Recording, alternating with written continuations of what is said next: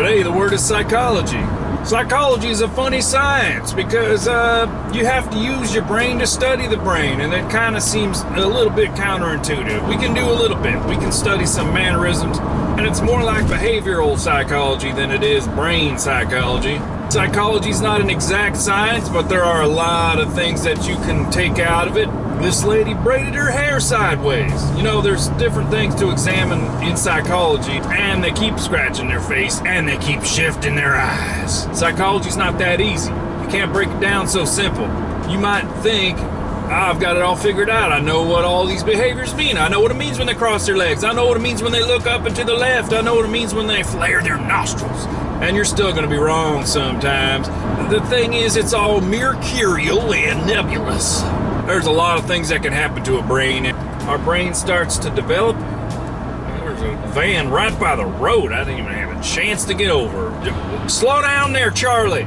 What are you doing, Billy? I know you got a convertible. I know you might be in a midlife crisis and might think you're invincible again just like you did when you were in your 20s, but slow down. You're going to affect somebody else one of these days. You're going to speed up too much. Somebody's not in their midlife crisis. Somebody that's just growing up and learning how to drive. The brain starts growing when you're a baby. And then it starts getting larger and you get bigger and you get things put into your brain. Uncle Roger, very funny but very strict with his cooking. Not in the army, for sure.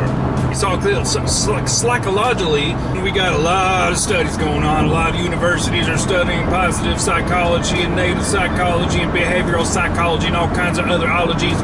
But we don't spend a whole lot of time on the animals. Of course, we got Sigmund Freud, and we got Schrodinger's cat, and we got Pavlov's dog, and very rarely do we talk about a Mensa dog.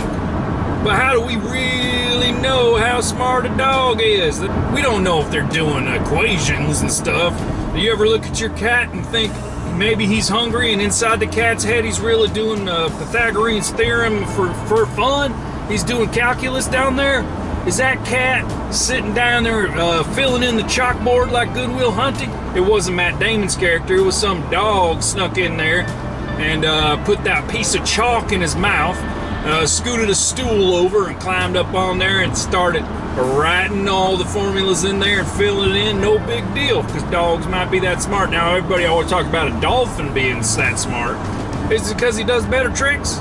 Is his whole psychology just, you know what, I think I'm hungry, I'm gonna eat. And then 10 minutes later, you know what, I think I'm hungry, I'm gonna eat.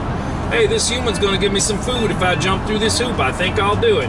Is it all just food related? Elephants too. Elephants got a good memory, we know that. So how come we're not talking about elephant psychology more? Does a snake know how to do physics? You ever seen a sidewinder? They're making sinusoidal waves, aren't they? Then I want you to put that into mathematics and put it on a graph and find out the slope and whatever else you do with math. And I want you to put it in an oscilloscope, and I want you to check out the frequency of it and see if he can run a ham radio. We got to get past this truck. I don't like driving next to this truck here. Like maybe this road we're driving on, we give it a brain. And then suddenly that road, I don't know where you place the brain. The road's real long, so maybe the brain's only in one spot, but I don't know if it's all connected, if it's one body, or if it's disconnected when you go off of an exit somewhere. Maybe that's his arm. I don't know. How many arms does a road have? Point is, what if we give a brain to the road? What does the road think about us? I mean, we drive right across this brain. Give a psychology to a tree. The tree's gonna be, he's gonna be probably having some kind of mental breakdown because you're walking around with saws and chainsaws and axes. You give a tree a brain, you got tree beard, and that's real dangerous because he can crush a wizard. How many trees wanted to kill Treebeard? Because he talks so slow. Which animal is the smartest animal? Leave a comment and tell me. Don't make it some study from some scientist who did a bunch of tests. I want a more entertaining answer than that. This commute was sponsored by me because I done spent a whole day's worth of work, and I'm only gonna fill the gas tank about 1.5 times.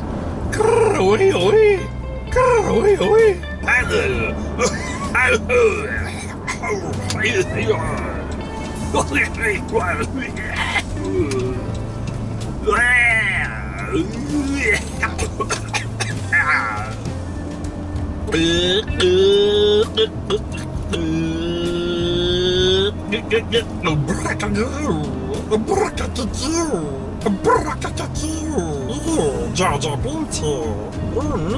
Me to drive a car. Much the same you are. Same voice as me you have.